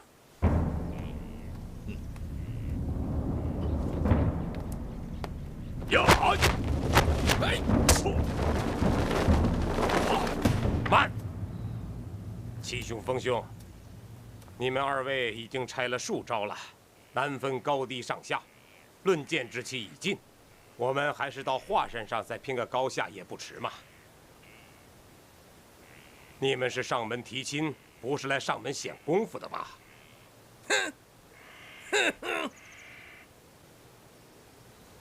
兄弟出3道题目考考两位世侄，胜者自然要照料蓉儿的终身，负者我也不能让他空手而归呀。啊？怎么？你还有第2个女儿？哈哈，现今还没有啊，就是娶妻生女，恐怕也来不及了。兄弟不才，3教9流、星象医卜之类的杂学也还略知1二。如果哪位世侄不嫌浅陋，愿意学一学，我当尽心传授。好，就这样。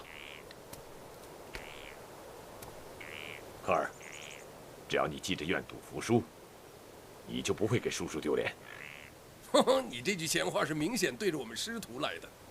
不妨不妨，要真是拳脚上的功夫，我们愿赌服输，哈哈，愿赌服输。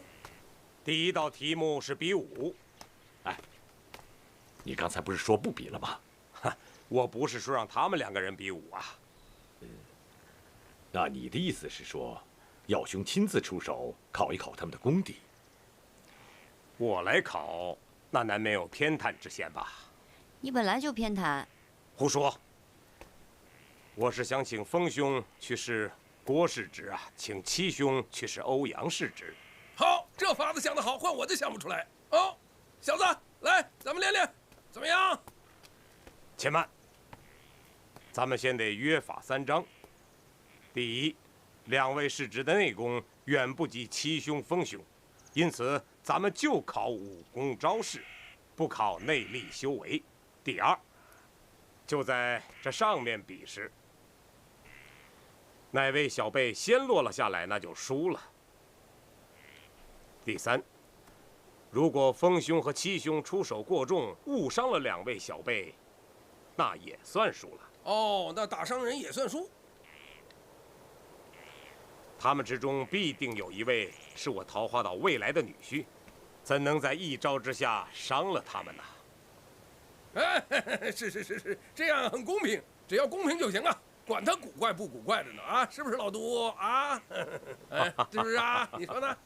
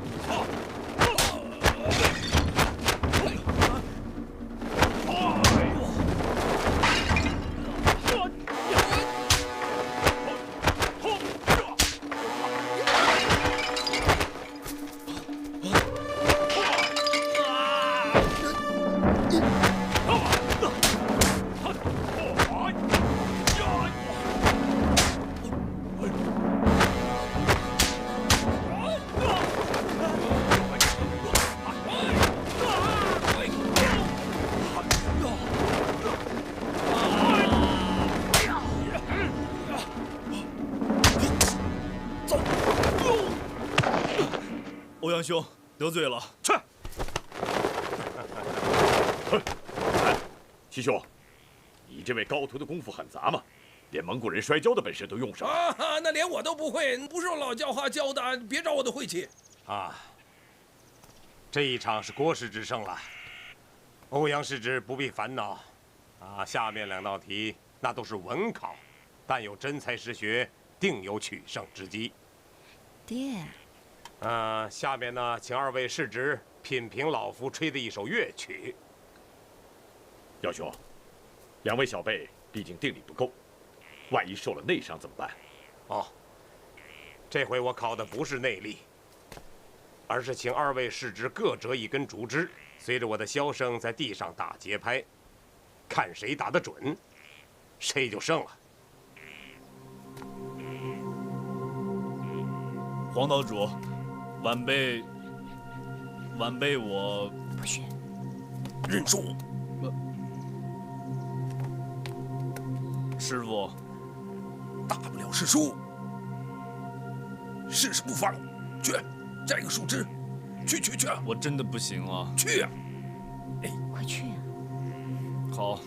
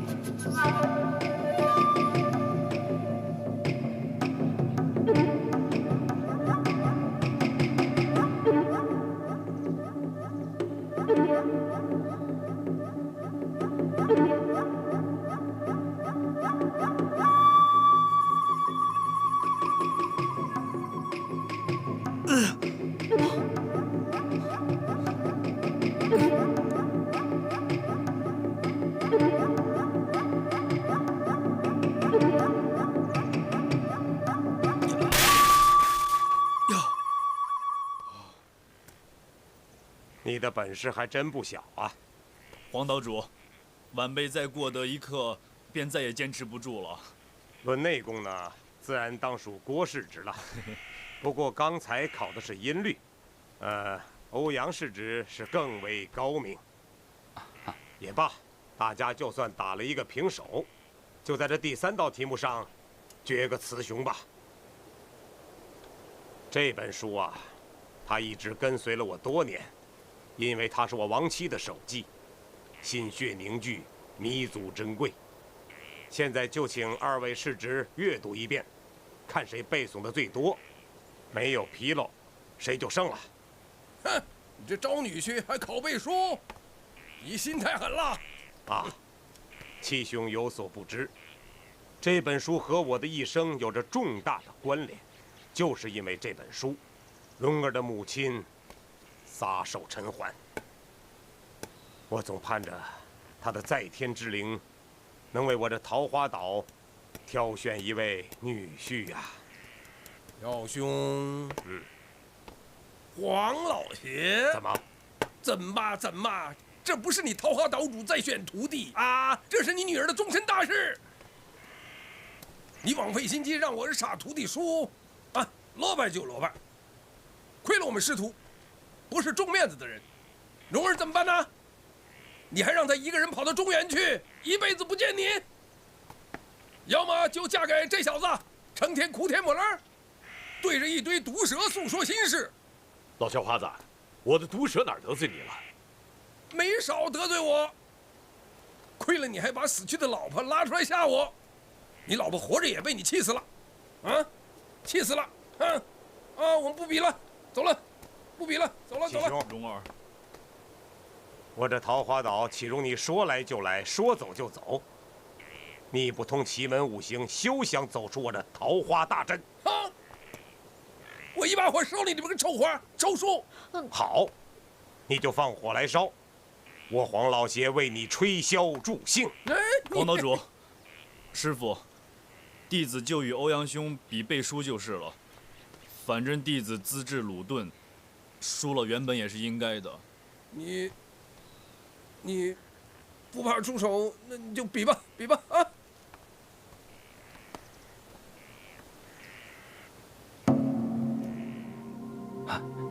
九阴真经。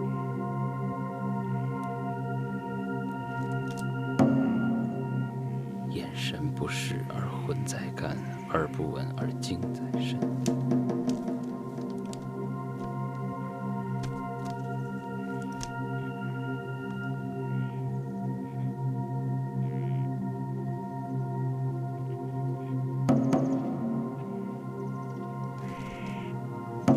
欧阳公子，你还记得穆姑娘吗？她在宝应祠堂的棺材里活活给闷死了。啊，我都忘了，是你救了她，是不是？别想旁的事情，好生背书。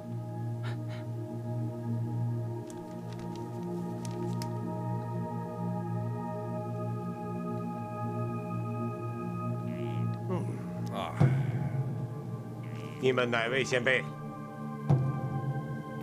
我先来。那好，郭世直，那就请你到林边等候，不要听他背书。遵命。蓉儿，你留下听欧阳世直背书，不要说我偏心。你本来就偏心，对吧，欧阳公子？啊，其实啊，岳父大人他也不是。哎，对了，我有哪儿好的？你为什么喜欢我呀？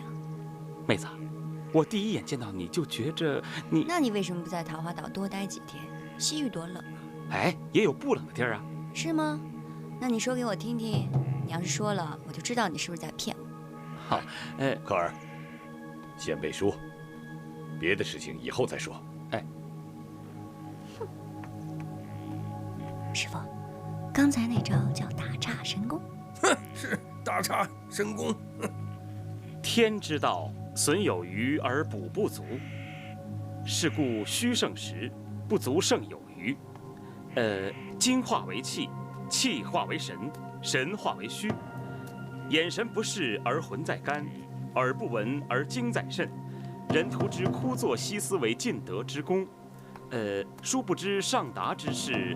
喂，你背错了。没错啊，没错，蓉儿，不要捣乱。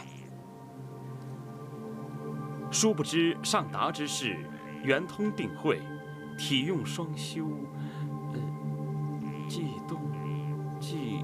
悸动什么呀？这也算背熟了？爹，这简直是蒙人嘛！哎呀，能背这么多，已经是很难为你了。可儿，郭世直，你来背。金哥哥，你行吗？我尽力吧。那我们还是走吧。哎，蓉儿，不行啊，你爹还等着我背书呢。那反正我死活都不嫁给那个欧阳克。你放心好了。黄岛主，我来背。天之道，损有余而补不足，是故虚胜实，不足胜有余。人图之枯坐西思为尽德之功，殊不知上达之事。圆通定慧，体用双修，藏眼神，凝耳运，调鼻息，兼舌气，精化为气，气化为神，神化为虚。眼不视而魂在肝，耳不闻而精在肾，舌不抿而神在心，鼻不香而魂在肺。闭嘴！之不动，东魂之木，西魄之精，南神之火，北京之水，中义之土。不要背了。梅超风失落的九阴真经是不是在你手里？没有啊，那天在归阴庄我就没看见。我6位师傅说了，如果找到经文的话，一定要物归原主的。看你也不像这种人。哼。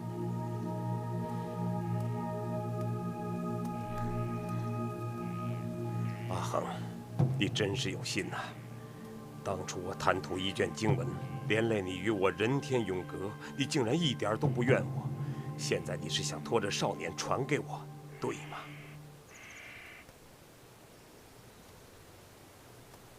孩子，我就将蓉儿许配给你了。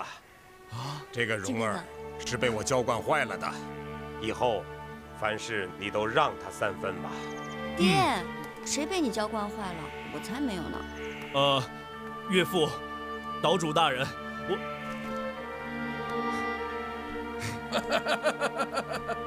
好，傻小子终于开窍了啊！且慢！啊，什么且慢？只允许你一个人聪明，不许别人聪明啊！啊！科尔，有话就说。这小子，哈，这位郭师兄所背诵的，远比册子上载的多。定是他早得了九阴真经，故此晚辈斗胆，要在他身上搜搜。你尽管搜好了。哈哈哈哈！哎，老夫来搜如何？啊，老杜竟然不顾颜面干起小人的事来了！哼哼，东邪西毒岂是你们这些小人的言语糊弄得住的？耀兄又是容得了别人欺骗的吗？哼哼哼，我看你是觉得婚事不行，索性转向真经了啊！哼，欧阳前辈，你搜吧。臭小子，你刚才背的是九阴真经吗？你是从哪儿得来的？我听说过九阴真经，但是我从来没见过。不过，我知道上卷好像在周伯通周大哥那儿。周伯通比你年纪大多了，你怎么可以和他称兄道弟呀？师傅，周伯通大哥他已经跟弟子拜为兄弟了。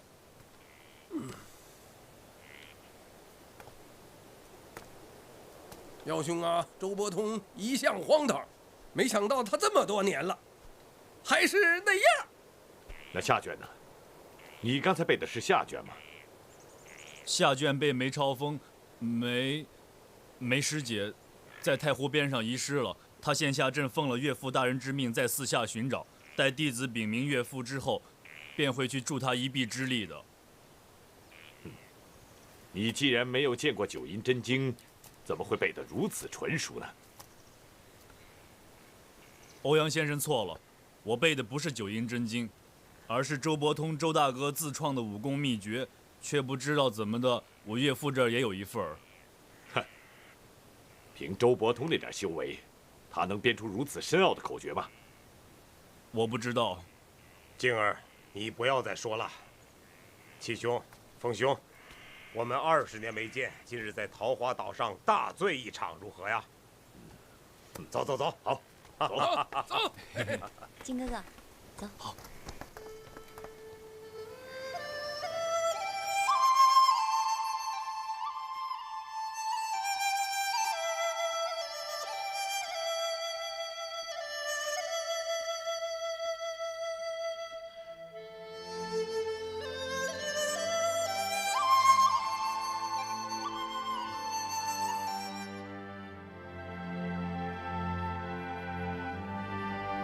你这辈子只在华山绝顶输过1次，打那以后，便一直想把这口气找回来，这才去费心尽力的弄那本九阴真经。谁曾想，却累得你娘。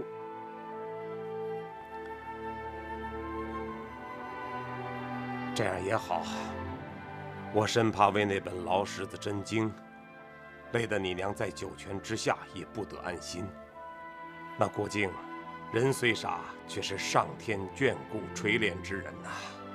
想来是我女儿，确实与他有婚姻之分，才会如此凑巧。爹，我还是第一次听你这么夸靖哥哥呢。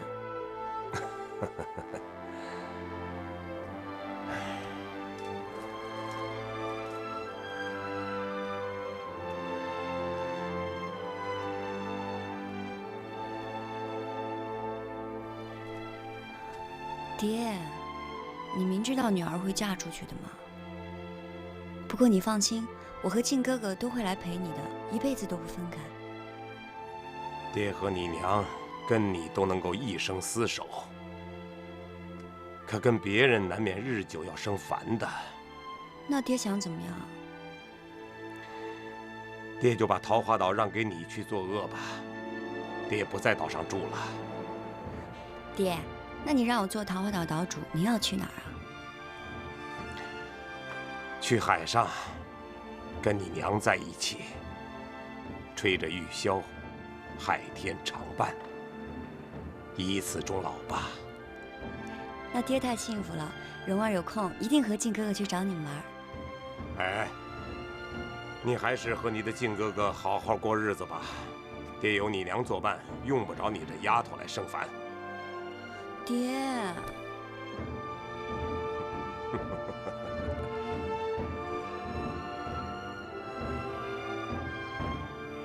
这世上人都说，要饭过3年，给个皇帝也不干。